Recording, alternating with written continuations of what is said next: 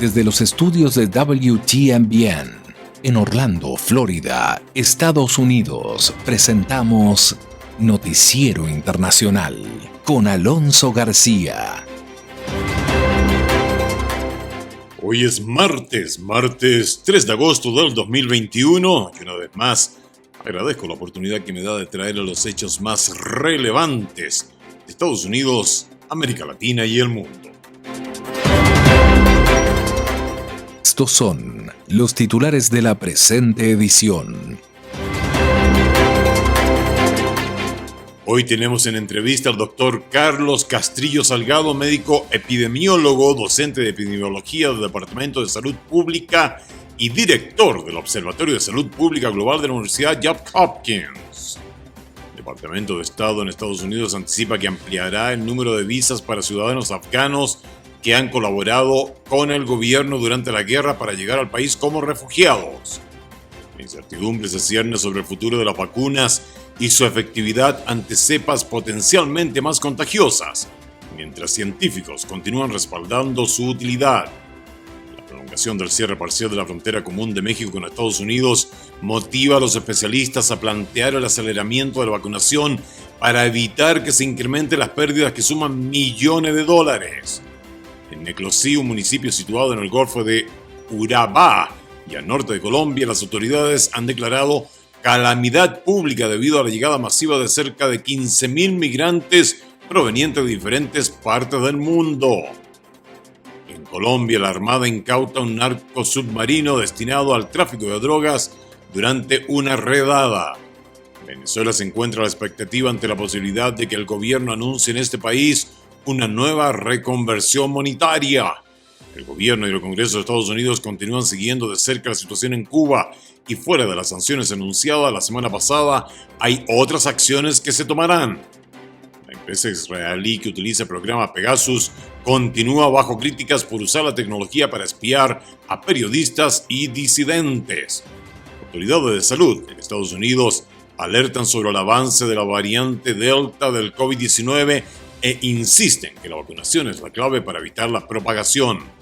En Perú, manifestantes protestan en Lima contra el nombramiento de miembros del nuevo gobierno de Pedro Castillo. Todo esto acá en Noticiero Internacional. Estamos presentando Noticiero Internacional. Un recorrido por los hechos que son noticia en Estados Unidos, América Latina y el mundo, con la conducción de Alonso García. Vamos con el desarrollo de las noticias. El Departamento de Estado anticipa que ampliará el número de visas para ciudadanos afganos que colaboraron con Estados Unidos durante la guerra para llegar al país como refugiados. La información con Héctor Contreras.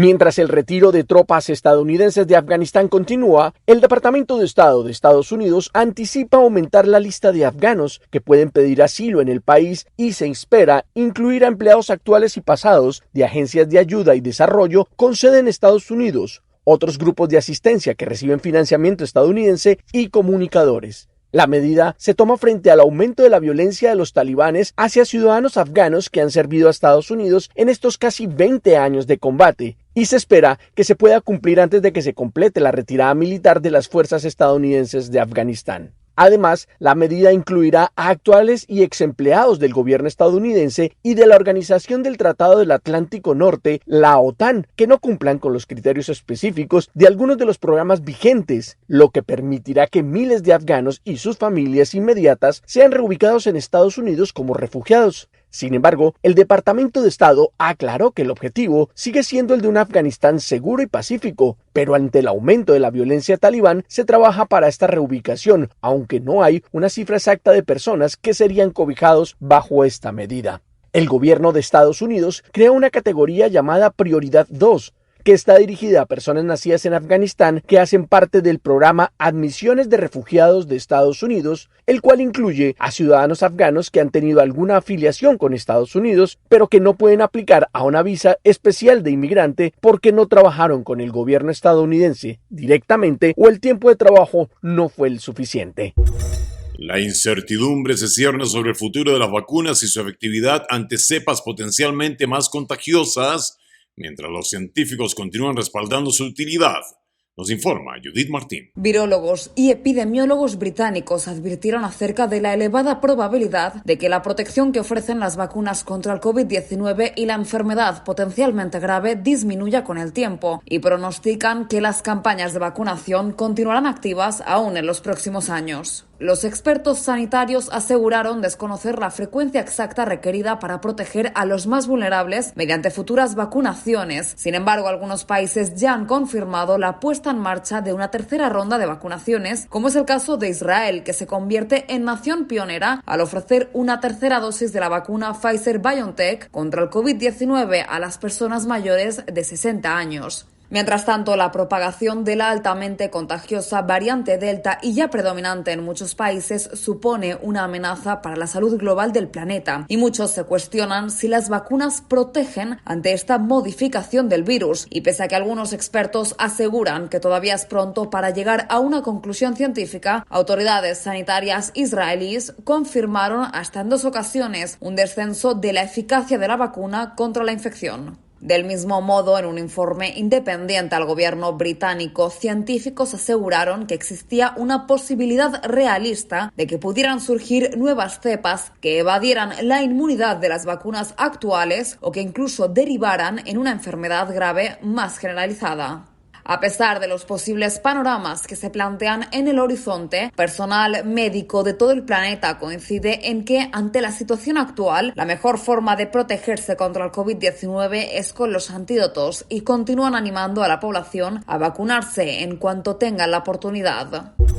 Vamos ahora a la entrevista realizada al doctor Carlos Castrillo Salgado, quien es médico epidemiólogo, docente de epidemiología del Departamento de Salud Pública y director del Observatorio de Salud Pública Global de la Universidad Johns Hopkins. Primero, la variante Delta es una variante bastante agresiva y tiene consideraciones que probablemente es importante conocer, que son 3 aspectos muy críticos. La primera consideración es que esta variante genera más inóculo y virus, es decir, que la variante normal produce un porcentaje de virus, pero esta es exagerada. También es fundamental reconocer que el periodo de contagiosidad de Delta es altísimo. Por ejemplo, el periodo máximo de contagio de la variante alfa o la usual son 7 días, mientras que la variante Delta son 20 días. Entonces estamos viendo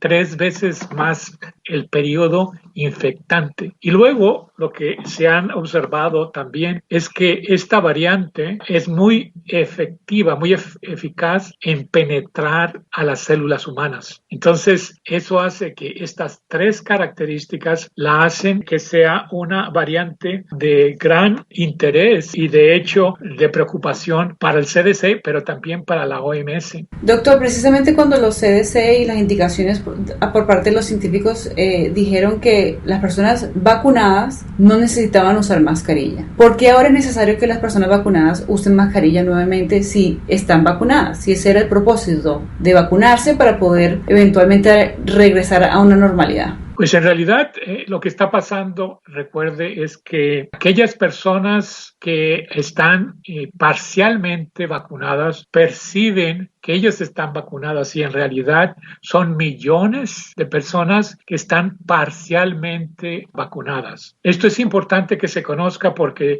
se dice, bueno, si nos habían dicho que aquellos vacunados no necesitan utilizar la protección de la mascarilla, se ha visto que en muchos casos se han infectado aquellos que han recibido una primera dosis y por tanto su aparato inmunológico no está completamente protegido. Y el otro es considerando el porcentaje tan elevado de la población que no está vacunada. En algunos lugares de los Estados Unidos es más del 60% de la población. En promedio estamos pensando que el porcentaje está más o menos cercano al 60% en general, pero eso no significa que en muchos lugares la protección solo está en el 20 o 30%. ¿Qué significa esto?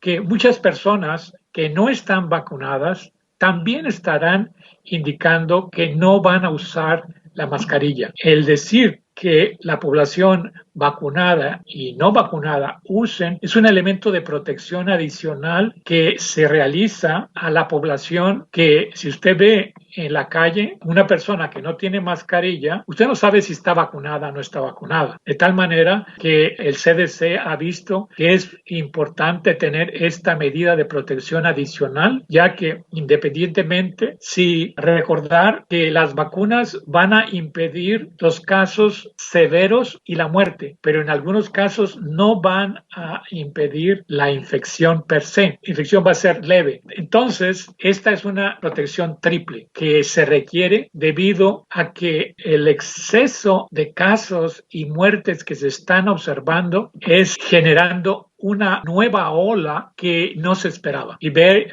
que esto también está ocurriendo en Europa, en donde las medidas de restricción se han intensificado a pesar que hay un rechazo de la población para proteger a la misma población. La prolongación del cierre parcial de la frontera común de México con Estados Unidos motiva a los especialistas a plantear el aceleramiento de la vacunación para evitar que se incrementen las pérdidas que suman millones de dólares. Desde Ciudad de México, informa Sara Paulo. Las restricciones para viajes no esenciales en la frontera común México-Estados Unidos han provocado pérdidas económicas de aproximadamente 55.364 millones de dólares, de acuerdo con un estudio realizado por el Laboratorio de Análisis en Comercio, Economía y Negocios. El impacto por la suspensión de lo que se conoce como turismo de consumo transfronterizo afecta a 48 condados estadounidenses y a los 94 municipios mexicanos. Según el trabajo de campo realizado por los investigadores, la decisión de autoridades de Estados Unidos de no reabrir la frontera con México implicaría que se van a dejar de percibir del 22 de julio al 21 de agosto 2.573 millones de dólares más.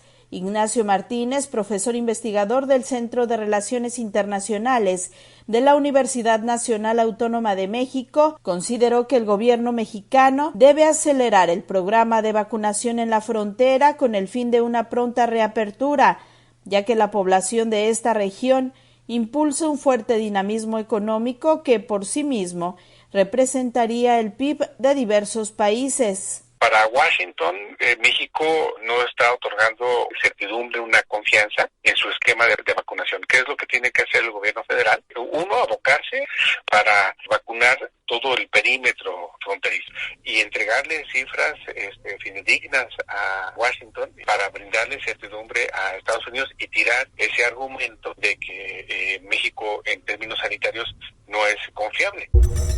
Nos vamos a Colombia. En Neclosí, un municipio situado en el Golfo de Urabá y al norte de Colombia, las autoridades han declarado calamidad pública debido a la llegada masiva de cerca de 15.000 migrantes provenientes de diferentes partes del mundo.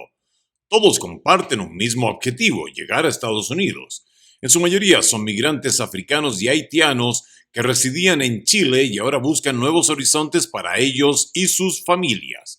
En medio de la masiva llegada, las restricciones por las condiciones climáticas y por el escaso transporte marítimo, estos migrantes están varados a la espera de un boleto para abordar las lanchas que los llevarán hasta Capurganá, municipio fronterizo con Panamá y entrada a la peligrosa selva del Tapón de Darién. Las autoridades locales están solicitando al gobierno del presidente Iván Duque una pronta intervención para mitigar los impactos de una inminente crisis que ya provocó el colapso de los servicios públicos, al igual que el desabastecimiento de comida y medicamentos. Neclosí, este municipio, enfrenta esta emergencia por la presencia de este alto número de migrantes que no logran continuar su camino hacia Panamá. Desde la frontera colombo-panameña tenemos el informe del enviado especial Yair Díaz. Es dramática la situación que vive Necoclí con la aglomeración de más de 10.000 migrantes cubanos, haitianos, africanos y asiáticos. Las condiciones meteorológicas y la operación de una sola empresa de transporte marítimo que no da abasto han impedido la salida de estos forasteros que desean cruzar la peligrosa selva del Tapón del Darién y conseguir llegar a Panamá. Hablamos con algunos de ellos. Pero uno ya que llevo como más de 11, 12, 13, 15 días nomás sin poder comprarle un ticket, hermano. No sé qué es lo que está pasando, mi hermano. Ellos se venden los tiquetes a los hoteles para comprar a los hoteles. ¿Cuánto comprar a los hoteles? Tiene que pagar $15 diario. De verdad, en mi caso, si me acabo la plata, estoy viendo qué hago en los próximos días, si voy a quedarme aquí en la playa. El ministro de Defensa de Colombia, Diego Molano, visitó esta zona ubicada en el Golfo del Urabá antioqueño y señaló que trabajan en un plan de contingencia para superar la crisis humanitaria y sanitaria que ya presenta Necoclí. Se permitirá la prestación del servicio de transporte marítimo no solo a la empresa que actualmente opera en Necoclí, que agradecemos sus servicios, pero también a las empresas de turbo que podrán comenzar a prestar ese servicio con su registro previo.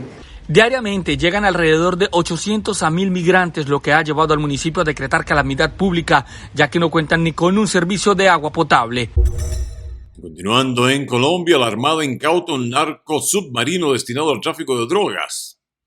Imágenes publicadas ayer lunes por la Armada de Colombia mostraban un semisumergible destinado al tráfico de drogas que fue interceptado el fin de semana pasado en Tumaco. El artefacto naval, presuntamente perteneciente al grupo armado Bloque Occidental Alfonso Cano, contaba con capacidad para transportar más de 2 toneladas de estupefacientes. En el momento de su intercepción, el submarino se encontraba listo para ser cargado con narcóticos antes de ser utilizado por la organización criminal para el tráfico de los mismos hacia otros países de la región.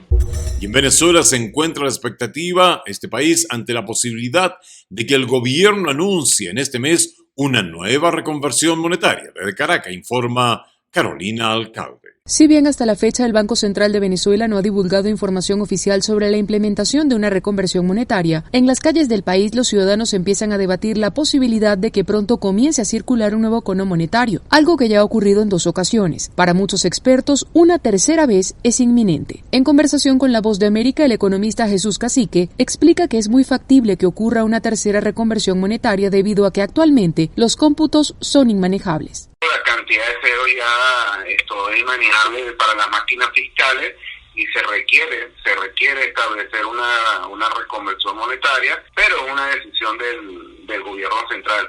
Hay una gran incógnita, no sé cuántos ceros le van a quitar a la moneda, pero lo más factible es que sean 6 ceros. El economista y miembro del Observatorio Venezolano de Finanzas, José Guerra, sostiene que las reconversiones monetarias que han ocurrido en Venezuela se han implementado para facilitar las transacciones, pero al ocurrir sin programas económicos coherentes, advierte que de persistir la inflación, los nuevos billetes volverían a perder su valor, pues no se ataca el problema de fondo. Habrá que esperar para hacer otra reconversión monetaria, de seguir con esta política. Por tanto, el destino de la tercera reconversión monetaria, de persistir la inflación, va a ser el mismo de las 2 reconversiones anteriores. Este mes Venezuela cumple 43 meses en hiperinflación y expertos coinciden en que va rumbo a convertirse en el país con la hiperinflación más larga de la historia.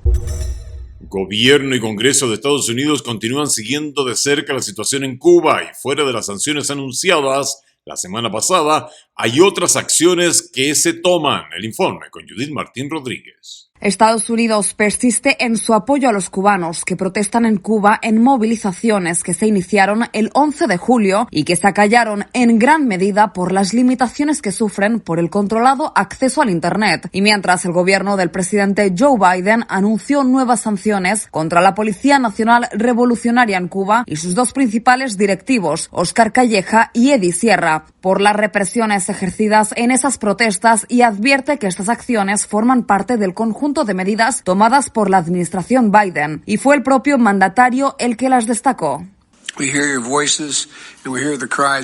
Escuchamos sus voces y escuchamos los gritos de libertad procedentes de la isla, y estamos responsabilizando al régimen y vamos a sancionar a las personas que cometan los abusos del régimen. Al mismo tiempo, estamos aumentando el apoyo directo al pueblo cubano al aprovechar todas las opciones disponibles para proporcionar acceso a Internet y ayudar al pueblo cubano a eludir la censura impuesta obligatoriamente. El presidente Biden hizo estas afirmaciones en la Casa Blanca mientras se reunía con líderes de la comunidad cubana, legisladores demócratas como el senador por Nueva York Gregory Meeks, además de otros asistentes, entre los que estaba el artista Yotuel Romero, uno de los autores de la canción Patria y Vida, convertida en el himno de los manifestantes. A la cita también acudió el exalcalde de Miami, Manny Díaz, y al salir de la Casa Blanca brindó detalles en declaraciones exclusivas a La Voz de América. Están llegando a conclusiones sobre el tema del Internet. Dijo como 15 veces en la reunión, habló de que es necesario que se oiga a las personas en Cuba, que tengan oportunidad de expresar su mensaje al mundo entero. Obviamente en estos momentos no puede, y que esa es una prioridad principal de una meta personal. Además, el gobierno del presidente Biden está considerando medidas adicionales en respuesta a las manifestaciones y ha puesto en marcha un grupo de trabajo para revisar la política estadounidense con respecto a las remesas, con el fin de asegurar que más del dinero que los cubanos estadounidenses envían a la isla llegue directamente a sus familias, sin que el gobierno se lleve una comisión. En tanto, legisladores republicanos tienen previsto realizar esta semana un rally en Miami, ciudad que tiene la comunidad cubanoamericana más grande del país, para expresar su solidaridad y explicar sus planes para apoyar a los cubanos. Y el evento estará presidido por el líder de la minoría republicana en el Congreso, Kevin McCarthy, y un grupo de legisladores. La empresa israelí que utiliza el programa Pegasus continúa bajo críticas por usar la tecnología para espiar a periodistas y disidentes.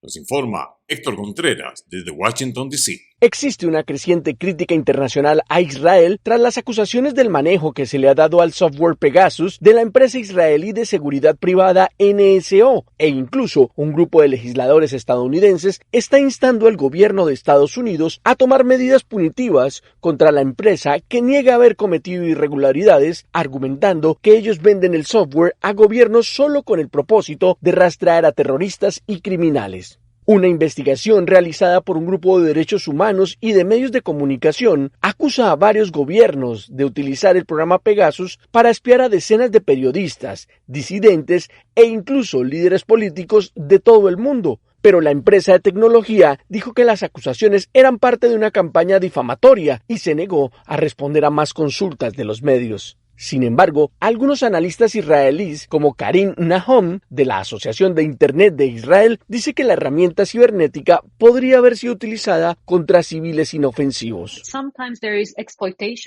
A veces hay explotación y otras veces hay utilización de daños de ese tipo de herramientas cibernéticas y de seguridad cibernética. Y la pregunta es, ¿qué haces en esos casos? ¿Cómo se asegura de que el otro país, que tiene derecho a utilizar parte de su software, lo esté utilizando de acuerdo con sus términos de licencia? Y aquí es donde empieza el problema. El presidente de Francia, Emmanuel Macron, quien fue identificado como uno de los objetivos del software de vigilancia Pegasus, habló a través de una llamada telefónica con el primer ministro israelí Naftali Bennett, quien se comprometió a investigar los hechos. Por su parte, expertos legales israelíes sugieren que el gobierno de Israel debería unirse al acuerdo de Wisnar, en el que 42 países se han comprometido a hacer que la tecnología militar y de doble uso sean más transparente. Sin embargo, advierten que la empresa NSO, creadora del software, debería asumir la responsabilidad. Al ser consultado sobre este hecho, el profesor de Derecho Yuval Shani de la Universidad Hebrea de Jerusalén agregó: No es suficiente que tenga buenas intenciones y desee que sus productos solo se utilicen en determinadas formas cuando vende productos a gobiernos con antecedentes de derechos humanos muy cuestionables y, a veces, muy malos. Quiero decir, esto es en cierto modo un accidente que está esperando suceder, y creo que la NSO también tiene que aceptar al menos la responsabilidad ética por lo que ha sucedido. Algunos analistas de ciberseguridad como Tal Pebble afirman que esta situación con la empresa NSO ha afectado a la reputación de Israel ante la comunidad internacional y agrega que el daño va más allá y que podría llegar a terrenos de lo político, bilateral y multilateral, lo que demuestra que este tema de la tecnología avanzada puede llegar a ser muy peligroso si no se tiene un manejo adecuado.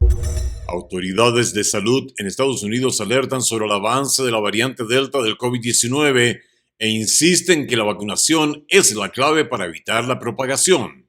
Los detalles con Yaconda Tapia. Las principales autoridades del área de salud en Estados Unidos descartan la posibilidad de un nuevo cierre de actividades comerciales y económicas en el país debido al avance de la variante Delta del COVID-19, que ha provocado un significativo aumento de casos de contagio y fallecimientos en todo el país, aunque este fin de semana el número de personas vacunadas se incrementó atendiendo llamados desde múltiples sectores. El doctor Anthony Fauci, principal asesor de la Casa Blanca y el máximo experto en enfermedades infecciosas de Estados Unidos, compareció el domingo en el programa This Week de la cadena informativa ABC, destacando que la situación en torno al virus empeorará si tanta gente sigue negándose a vacunarse y esto, dijo, nos provocará más dolor y sufrimiento en el futuro. Y añadió: no creo que vayamos a ver un cierre.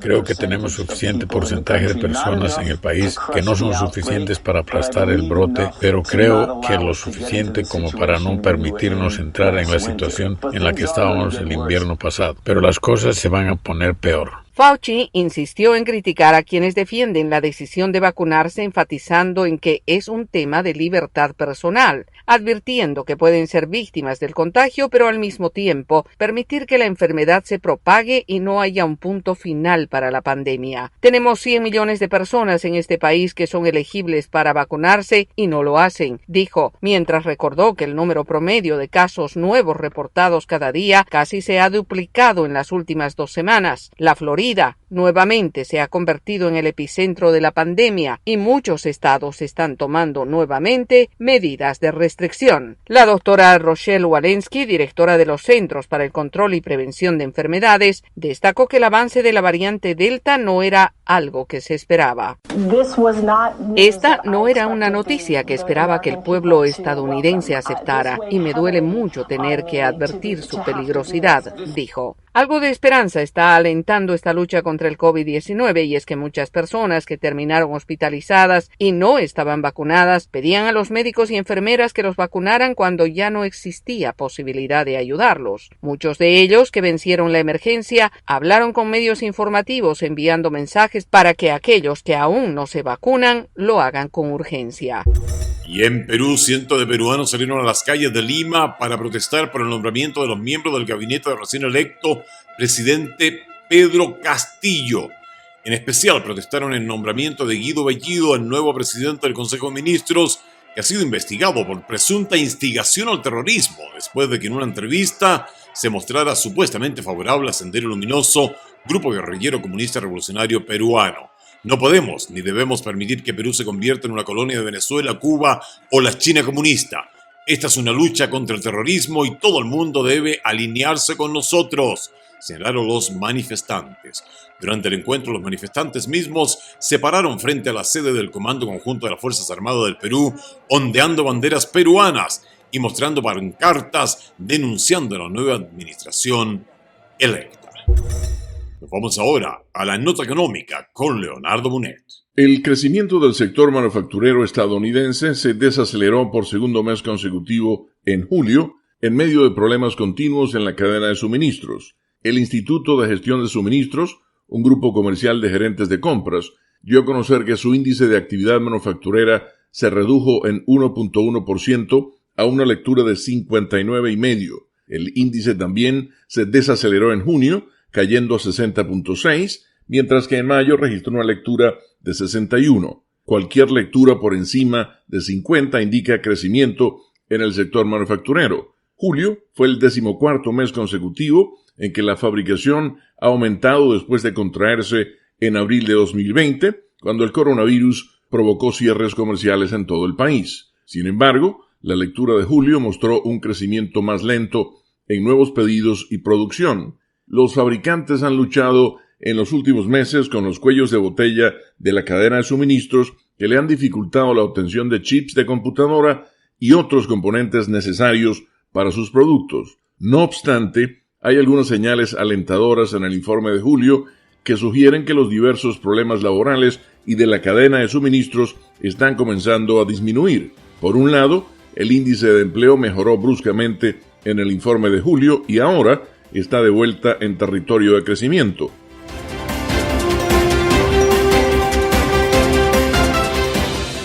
Llegamos así al término de Noticiero Internacional por el día de hoy. Nos volvemos a juntar mañana acá en este mismo punto de encuentro. Esta es una producción de la WTMBN. Nuestro agradecimiento a the U.S. Agency for Global Media, formerly the Broadcasting Board of Governors, por el apoyo que nos da con corresponsales en los lugares de los hechos, para que usted esté bien informado y de primera mano. A nombre de todo el equipo, les deseo un maravilloso día martes. Cuídese mucho.